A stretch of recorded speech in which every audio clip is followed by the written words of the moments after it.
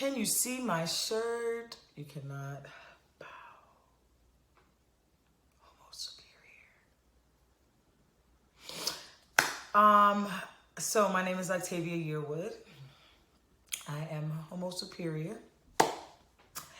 And I am here to share my Miami story. My Miami story is very much like a love story. You know, for me, Miami is, if I could find a human being that brings me the energy that Miami brought me, I would marry them. I would marry them. Because for me, Miami, I came here by way of Atlanta, by way of New York City, which is where I'm from. I'm from Queens, New York. And when I got here, it was, when I got here, I was living on friends' couches. I was living in my car under a tree in Coconut Grove, and it just felt like luxury still, you know, like I'm sleeping under a coconut tree. I'm able to walk to the Indian restaurant and you know, and get a rice dish with shrimp in it, and walk to a park not too far from that, and then meet people along the way. For me, Miami, again, is that lover that takes you in whatever expression you are in at the moment, and then elevates you, you know, supports you in whatever these goals are that you have. I really loved how accessible Miami was. I'm from New York City, which is kind of like a fishbowl, and I wouldn't say accessibility is the first thing that comes to mind. I know people think that accessibility, and they think that, you know, of transportation, but accessibility as far as to people, places, and things, it's not the same as it is here, and understandably so, right? Miami is a baby, so babies, you know, babies get access. Babies give access to love and hugs and honesty and truth, and talking about honesty and truth, Miami helped me lean into my truth as an artist, as a queer person, as an author. Miami just fostered that. Like, I didn't even know that I was a conceptual artist until I moved here. I didn't even know that being open and you know, not hiding any of my identities, you know, even from being a woman to being an entrepreneur to being an author, to working in a nonprofit space. When I came to Miami, I was just seeing Black women in leadership positions left and right. I was seeing queer folks speaking very loudly and being heard. I was seeing artists built into the fabric of the city in a way that people knew who they were, you know, and they were able to access, right? They were able to touch them. They were able to know them, connect with them, feel and realize that they were human. And so, like, and I also feel like, you know, just like a new lover should be, Miami is a blank canvas. You know, there's no remnants. I'm going to say it. There's no remnants of past lovers, if you will, when you come into Miami and you allow yourself to be transformed by it. You know, there's no remnants of anything else. There's only what you bring to the table, is what you want to say, what you want to bring, and it supports that.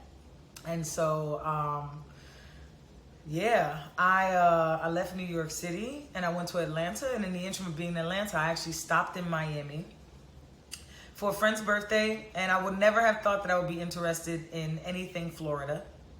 I mean, because hello, how do they talk about Florida in the news? Nobody, you know. But Miami's not Florida. Miami is Miami, you know. And when I visited here, I was taken by the culture, by the creativity, which was at the time like not even as prevalent as it is right now. At the time, it was not even boiling, you know. There was no bubbles in the pot, you know. There was none of that. The heat was on. That was it. The heat was on. And when I came here, I just got I knew that it was for me. I knew the city was for me. I felt it in the energy. And when I went back to Atlanta, and it wasn't the beach, you know? It wasn't the beach. It was Little Havana. It was, I mean, before Brickell was as crazy as it is now, it was like Black Word Ordinary, you know? It was just really micro things. It was the corner, you know? I love the corner. And it was just these things that just made you feel, the whole city felt like Cheers. You know what I mean? The whole city felt like Cheers. You walk in and everybody knows your name and you feel good, and it's just, you know, love and hug. And the creative scene was very, very felt to me as underground, coming from New York City. It felt underground, and therefore it felt authentic.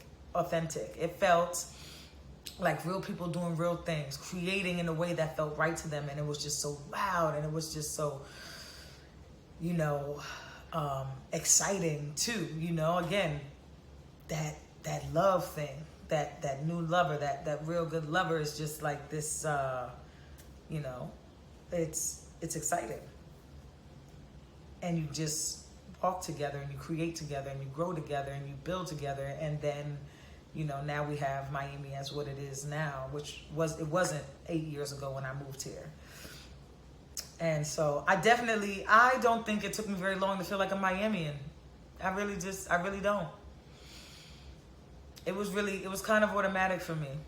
Like, we were together from the jump. It was just like, you know, and we've been flowing and committed to each other ever since. Every single year I have in Miami, it's a better year in my life. And it's super dope. It's super dope. Yeah. It's a place that, for me, yeah. For me, it's made me who people know me as today. Period. I would not be who I am right now. I wouldn't be doing the things I'm doing right now if it weren't for Miami. Period. For the organizations here, for the people here, for the raw energy, just the palm trees, the coconut tree, the mangoes here, like everything has put in on who I am today. So, I mean, I am forever indebted to Miami. Miami is the love of my life, and we gonna be together forever, and we just gonna keep loving each other and growing with each other and building each other up. I like to do as much as I can for the city, for the city's children, for the city's communities. I want to forever be a part of building that up to be the best that it can be. And I'm excited. And so, what do I see for Miami's future? I see a better, more responsible and caring and intentional school system and programming.